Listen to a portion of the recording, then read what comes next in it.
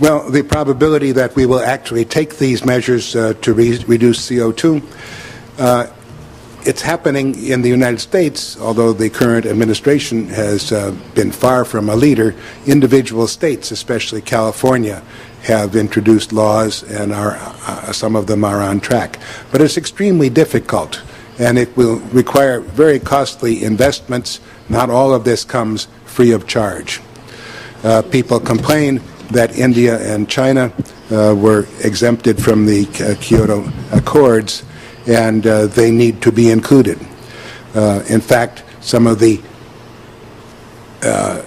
cheapest reductions in carbon output will come from investments from the developed countries in China and India to improve the nature of the coal-fired plants that they have there, to reduce the amount of carbon dioxide that's put into the atmosphere.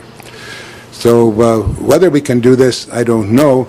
We need to agree that it's required because the alternative is simply too costly to suffer from the increase of carbon dioxide and the global warming.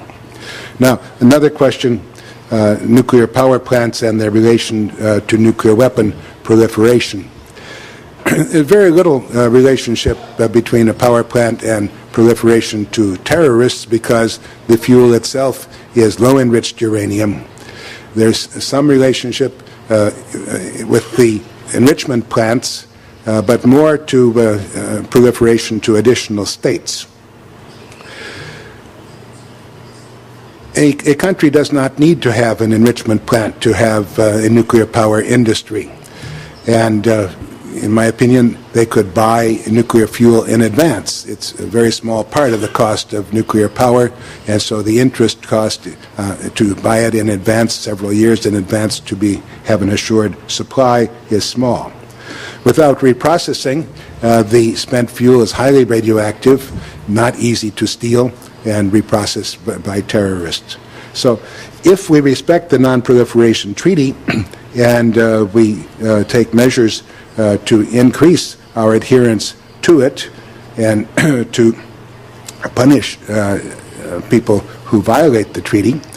And to do that, the nuclear weapon states, all members of the Non-Proliferation Treaty, have to fulfill their obligations and greatly reduce the numbers of nuclear weapons, which they should do anyhow, in my opinion, and may be in the process of doing because of recent initiatives in the United States by people formerly secretaries of state, secretaries of defense, who advocate aiming at a world without nuclear weapons, but surely reducing greatly the number of nuclear weapons.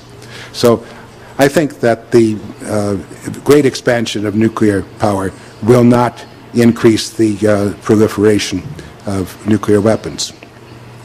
Now, how much time would it take for Italy to deploy new types of power plants? Long time. The only kinds of nuclear power plants that we have are the light water reactors and the evolutionary plant. So one should buy from the established producers of such plants who are selling them throughout the world, building them in China, building them in Korea, to the extent that the Koreans now build plants themselves. So buy one of those standard plants, multiples of those standard plants. It would take 5 or 6 years to build, by which time you would be able to train the reactor operators. And if Italy does move not only into the use of nuclear power, but into the development of nuclear power, it could join in some of the development activities for the microencapsulated fuel reactors, which are going on in Russia and in South Africa, for instance. But these new reactors have to be built in prototypes, studied for a good many years, then a first of a kind produced, and then, so it'd be 20 years really before we have such commercial activities. And finally, how can we convince public opinion? Well, I've been writing books for a number of years. In 1977, was a co-author with about 15 other people on a book called Nuclear Power Issues and Choices.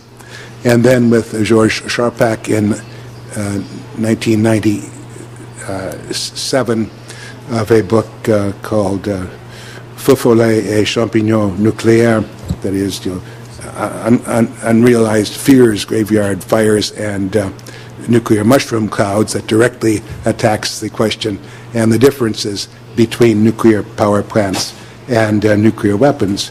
And more recently, in English in 2001, a book called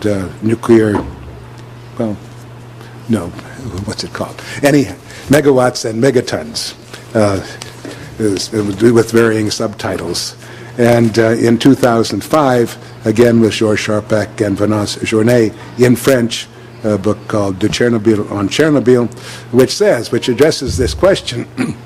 It says these plants, the light water reactors, are safe, but only if they are built properly, and if they are operated properly, and if they are managed by a competent reviewing organization.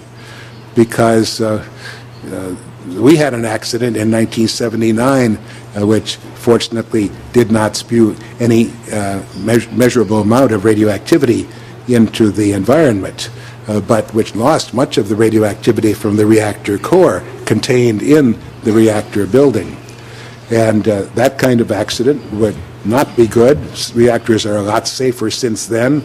And when one makes the decision to have nuclear power, one makes the decision to have a competent organization operating the nuclear plants and regulating the nuclear plants. And one has the commitment also to review with other nuclear power operators the vulnerability of such plants to terrorism and have in place means to prevent terrorist-provoked accidents. There are other approaches, too. Terrorists, for the most part, wish to accomplish something. And much of the current terrorism is not millennialists or nihilists. It's Islamic jihad.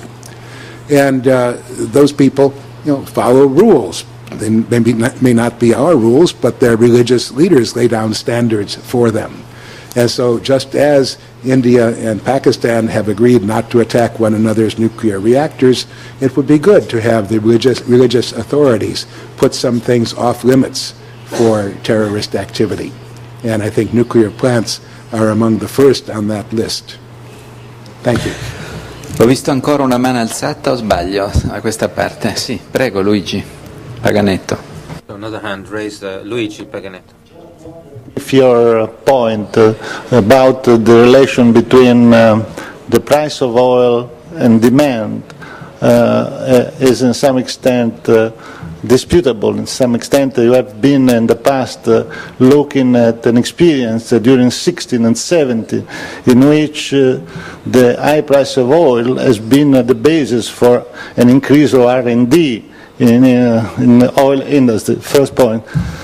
Second point, I have not seen in your scenarios the effect of technological change on the different use of sources, mainly looking at renewable or other sources like carbon, like coal, talking about the sequestration technology that could be one of the way by which you can use more carbon free from coal.